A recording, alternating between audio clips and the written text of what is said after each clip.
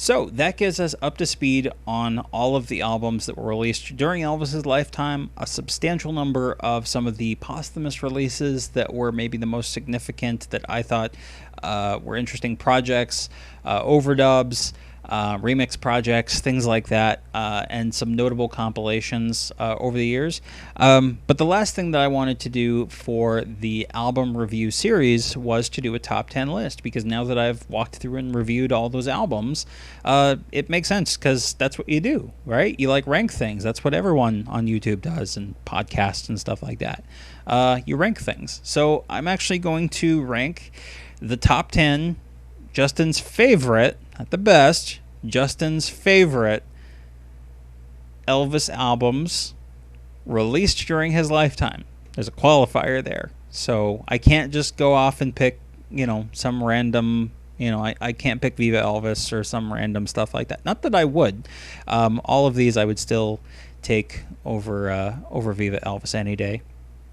But let's go ahead and walk through the ones that I've got, and see if you can guess what order they will be in. So, at number 10, Elvis Is Back from 1960.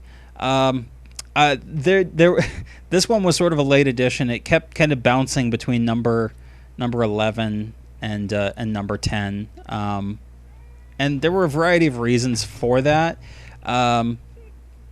At the end of the day, though, I really just kind of decided that I do like all of the songs on here. Like, individually, there's not a bad track on this. And I've said before on tcpcast that I think this is the best Elvis 50s album that you could get, like encompassing everything that he was and could be and represented in the 50s without necessarily doing a hits compilation. Because hits compilations, they just sort of do the hits. There's no consistency to it. It's just whatever came out and was popular.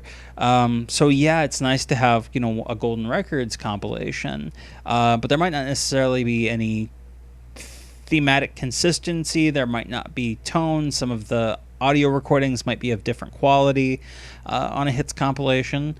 Whereas this one, it's all consistent across the board. You've got great songs like Such a Night, and really bluesy ones like a Baby and Reconsider Baby and Fever. He's really all doing songs from the 1950s, but in a much more polished style than he ever could when he was up and coming, in 1957, 1958, when he's trying to do these ballads. And he can't quite do it. He doesn't have the range, the vocal range that he wants. He finally gets it, when he's on Elvis Is Back. And this is also the most doo-woppy album of Elvis's career. Stuff like Thrill of Your Love and Soldier Boy.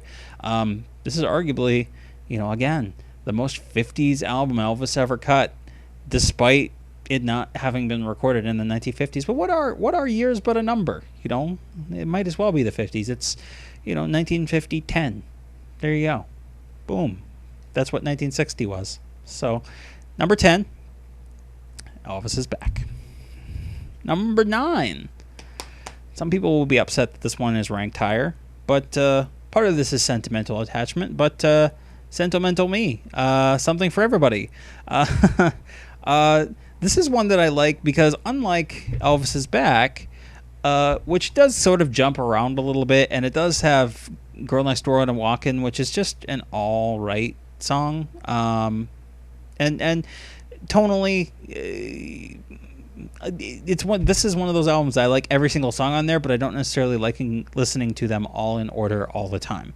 This is one that I could sit and listen to from beginning to end and really enjoy the experience all the way through. And that was part of my logic for doing the top 10 albums here, was to talk about and consider which were the albums that I thought worked best for me, for my personal taste, that really I could sit down and I personally could enjoy the listening experience of hearing that album. And this is one. I had this one earlier in my fandom.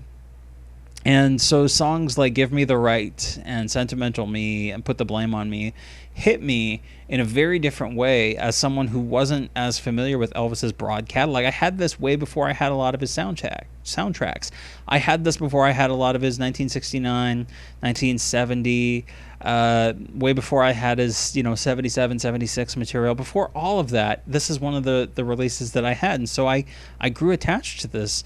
And what I like about it is that similarly, it's consistent. Again, it was all recorded at one time like this in terms of audio quality and in terms of vocal style. It's similar across the board. And the way that I described this, I was kind of mentioning to Gurdeep, this one might be on my list. And what I like about it is that every song is of a consistent quality. There's no like standout tracks. You just sort of have to take it as a complete experience, and that's a really fascinating, thing for an Elvis album. Yeah, there are some tracks again that might stand out, but by and large, like they're all solid 7s and 8s. And like that's fine. Like they're like you can have a good solid album and it just be a good album. Not every album has to be like a game changer. And I think this one has been overlooked over the years, and it's a personal favorite of mine, and that's why I have it at my number 9. Number 8, On Stage from 1970. This one I like. I was, growing up as an Elvis fan, more familiar with the expanded edition, but looking at the original track list, I'm still struck by the fact that he decided to do, it's a lot more covers on this one.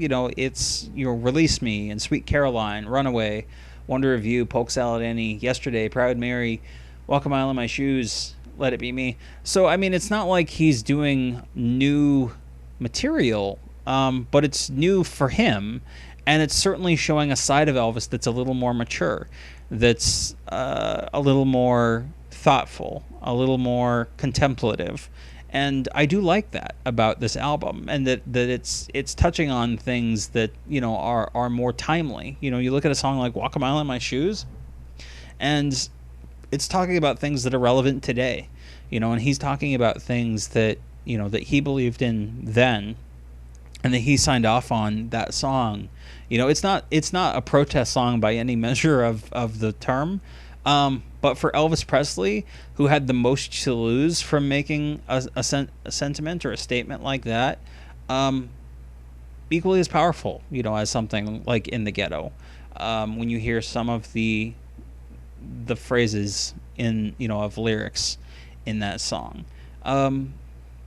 And yeah, just across the board. I mean, his cover of Del Shannon's Runaway has always been one of my favorites, and I love that he doesn't go for the high notes on Runaway. He's not like, why?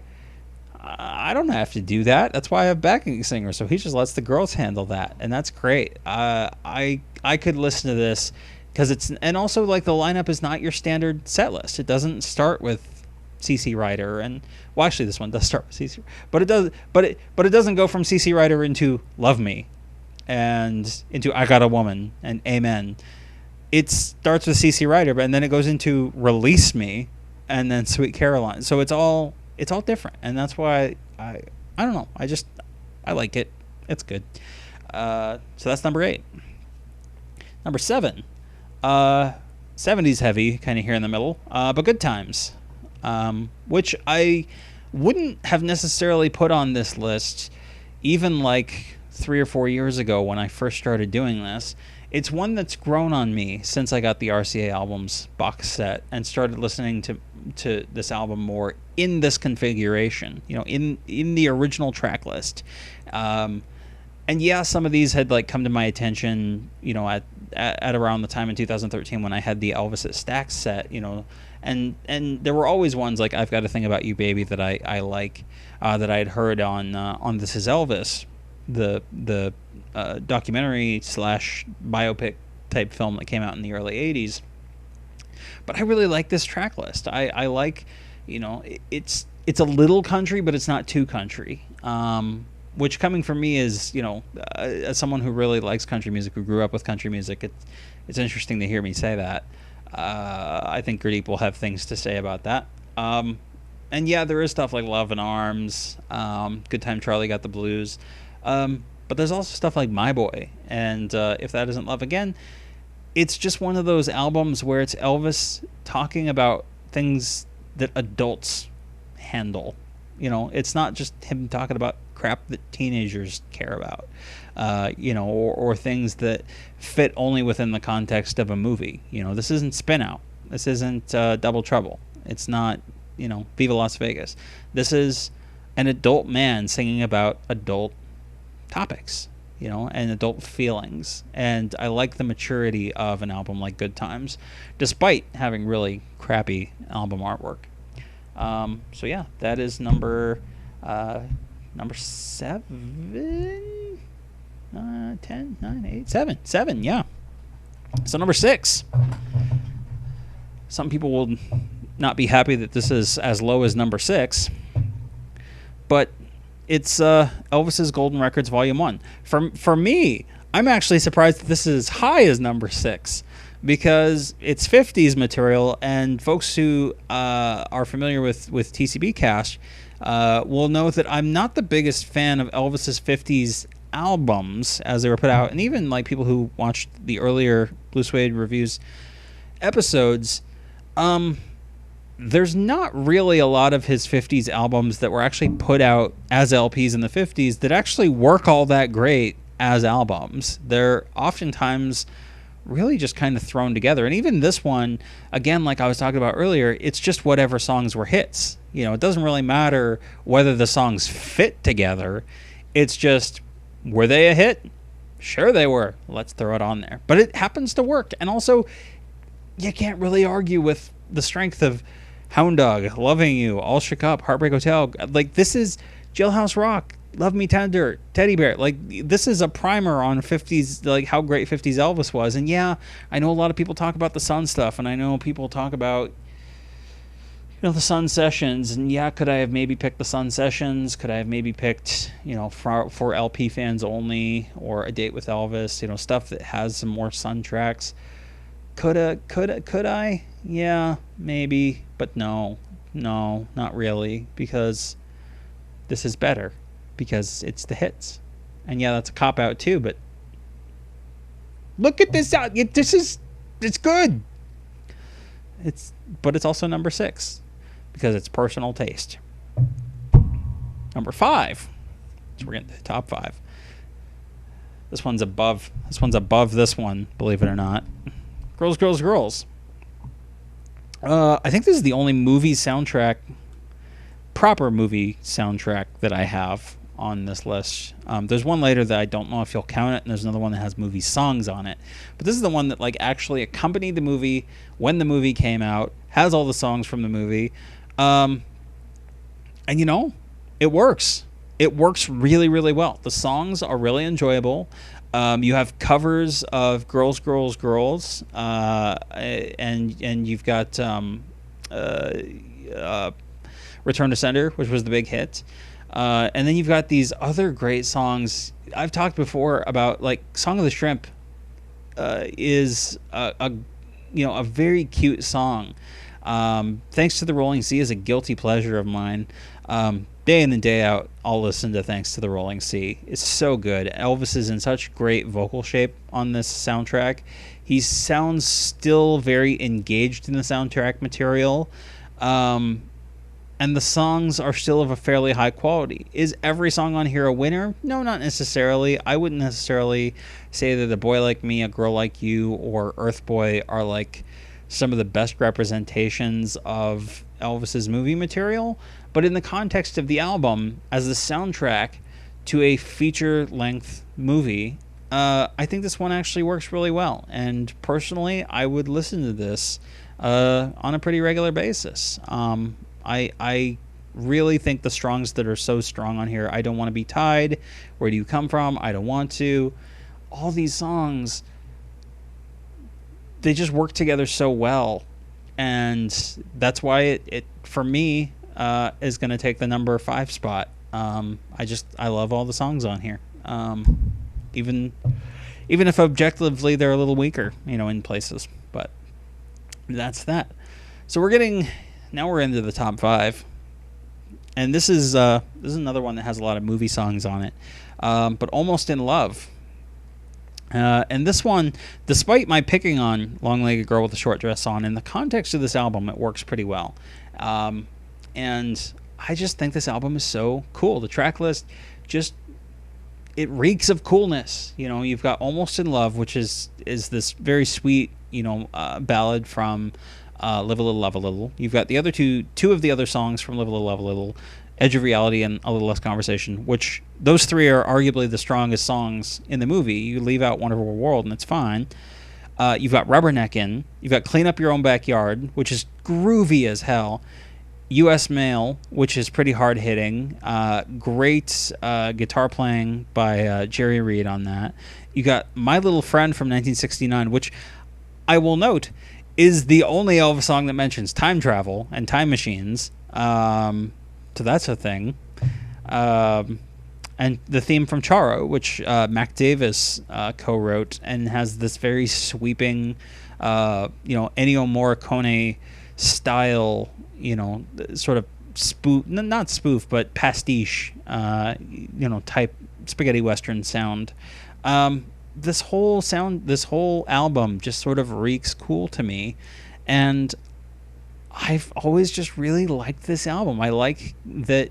I honestly could almost imagine taking this album and remixing the whole thing as a project. Like, yeah, you've already got A Little Less Conversation. You've already got Rubberneckin'. There are remixes out there of Charo, or there's a remix out there of Charo. I know that there's a remix out there of Clean Up Your Own Backyard, and it could be done even more in like a hip-hop style or something like that. There's a part that arguably, I would say Elvis comes very close to rapping on that one. And honestly, something about, you talk about My Little Friend, which is this ballad about a guy talking about a love that he used to have, way back when, or Edge of Reality, which has this very dreamy, psychedelic feel to it. It's just so different, and really encapsulates sort of the late 60s Elvis movie stuff in the best possible way, in a way that no other of Elvis's soundtrack albums really did. And even though this isn't necessarily a soundtrack album for a specific movie, it still captures that vibe really well, with stuff from, Stay Away Joe, stuff from Trouble with Girls, stuff from Change of Habit. Charo. I mean, this is almost like the definitive best of Elvis's last movies in one package. And personally, I just really like it. So it's as high as number 4 for me. So we're in the top 3 now, and these won't come as any surprise to people who actually know me and know my tastes. But which order they're in, maybe a little. So number 3 is going to be That's the Way It Is, which I've talked about before many times. I've found that I can listen to the soundtrack over and over and over. And again, this is one that you would argue is a movie soundtrack, even though not every song on here is in the movie, depending on which version of the movie you're watching. It's not really a proper soundtrack. It's just a promotional studio record that came out to promote the movie. But honestly, it's a great early 70s adult contemporary album, right up there with anything that BJ Thomas or Tom Jones was putting out. Very much or even Glenn Campbell. He's got Mary in the Morning on here, which Glenn Campbell also did a fantastic version of.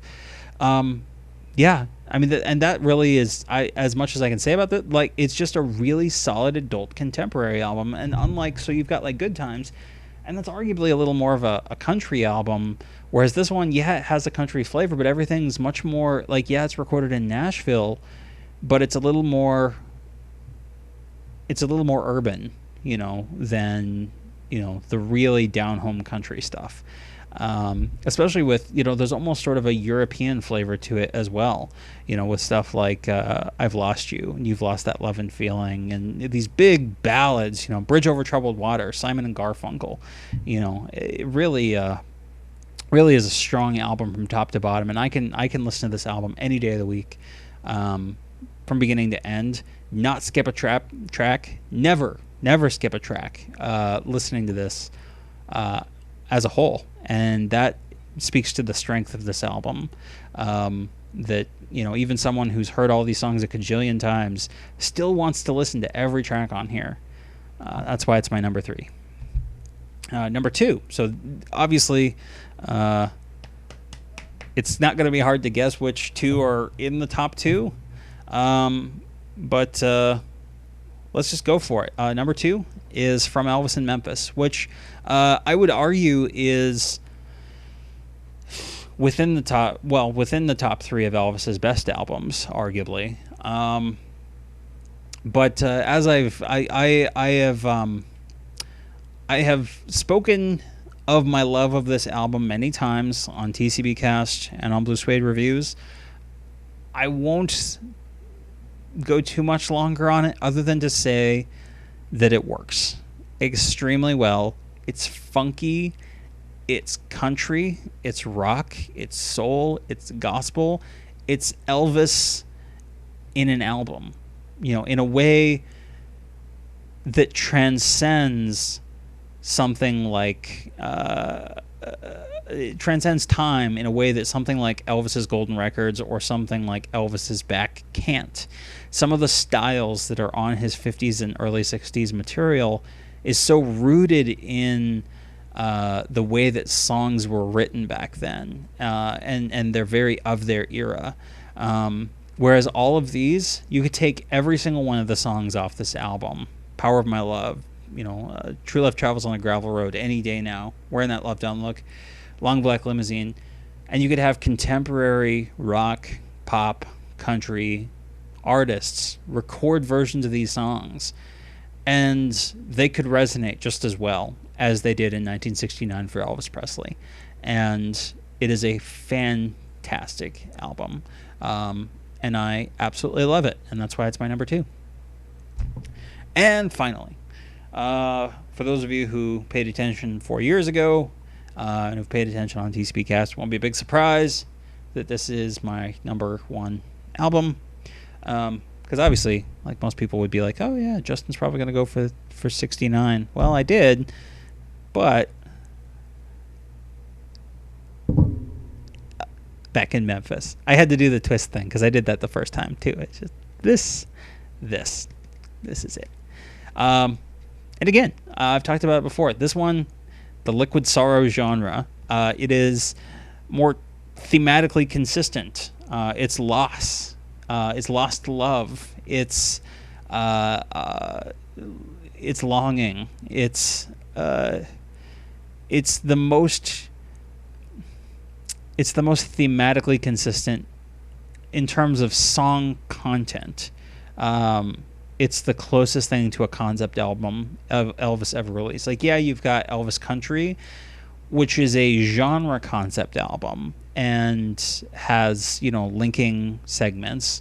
But this one is arguably a concept album in and of itself. And it's a shame that, you know, musically speaking, not title and stuff like that, but Inherit the Wind, you know, it's about someone who's gone.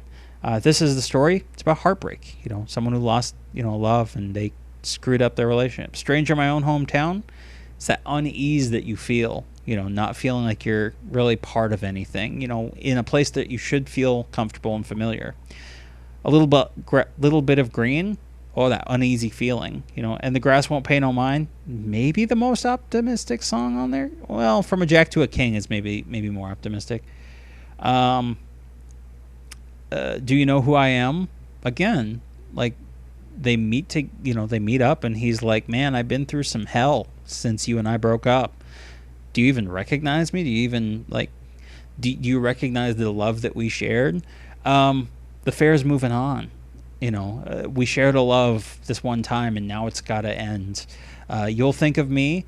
I'm heading out, but you know what? It's going to be better for you in the long run.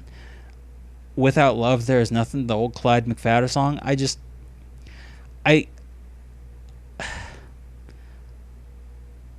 I get worked up thinking about this album because it's such a great work of art that's buried on the back of this.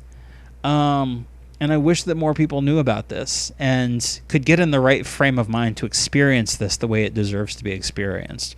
You know, very intimate setting, lights down low, and in the right frame of mind. You know, you've got to be feeling that loss. You know, you can't just be in a jolly good mood to sit down and listen to this. But I've been in the mental headspace where this album was the medicine that I needed. And it's come through for me in more times than I can count. Every single song on here exactly as it appears on this album. And 100,000 times. I went over this list so many times, and this one never moved from the number one spot. Even these two, 2 and 3, I still kind of went, I don't know. But this one never left the number one spot for me. So Back in Memphis is my number one. And with that, I think that kind of puts a wrap on the Blue Suede reviews, album reviews.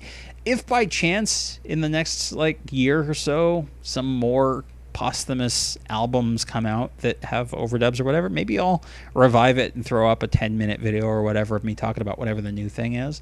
But I think this kind of wraps it up, and it's been a fantastic project to do, and it's been great to go back and revisit the albums that were left off the RCA Albums box set collection. It's been great to talk about what I think are my top 10, and it's been great to bring it back, and hopefully in the future we'll get to do a little more content on video like this, and hopefully you've enjoyed having me back on camera for something like this. And of course, if you want to check me out and what I've been up to, check out tcpcast.libsyn.com. Check us out on Apple Podcasts, and you'll hear audio versions of this stuff on that podcast feed.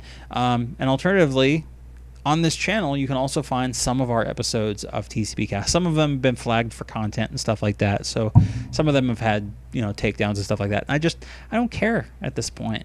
It's YouTube. They're doing their own thing. And if you're trying to make a living on YouTube, or if you're trying to make a name for yourself on YouTube, good luck, because it's 2020 and the YouTube of 2005 or whenever is gone. But that's a whole other topic. Needless to say, always love talking about Elvis with you guys, and hope you've enjoyed my insights. It's all opinion, but it's all personal taste. And feel free to comment below what your top 10 albums would be. I would love to hear, what you think you like. And again, it all is personal taste. It all comes down to what resonates with you the most. And there are going to be people who only have movie soundtracks. There are going to be people who only have stuff from the 50s. There are going to be people who have only stuff from the 70s. There's going to be people who, it's just, it could be, I can tell you, Gurdeep, it's just this album 10 times. That's his top 10. So let us know. Let me know down in the comments, and over on our Facebook page, TCPcast, on Facebook or Twitter. And thank you for watching. Take it easy. Stay safe.